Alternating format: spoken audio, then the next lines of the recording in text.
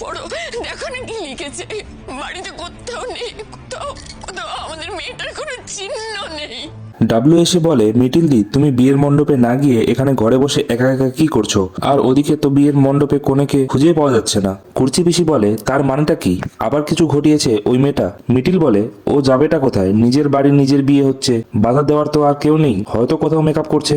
ডাবলুর স্ত্রী বলে, ওয়াশরুম থেকে শুরু করে সব জায়গায় খোঁজা হয়েছে, কোথাও নেই। ডাবলু বলে, আমি এখানে আসলাম, ভাবলাম মিটিলদির সঙ্গে হয়তো নতুন বউ আছে। মিটিলদি বলে, আমরা দুজন একসঙ্গেই ছিলাম, কিন্তু একটু আগেই চলে গেছে বর দেখতে যাবে বলে। ডাবলুর স্ত্রী বলে, হাউ ফানি, ও নিজেই নিজের বর দেখতে গেছে? বাহ।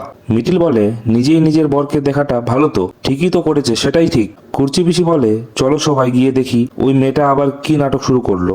মিটিল বলে, পিসিমণি তুমি কেন এত রাগ করছো কোয়েলের ওপর? ডাবলুর স্ত্রী বলে, তোমাকে দেখতে একদম বিয়ের কোণের মতো লাগছে মিটিল।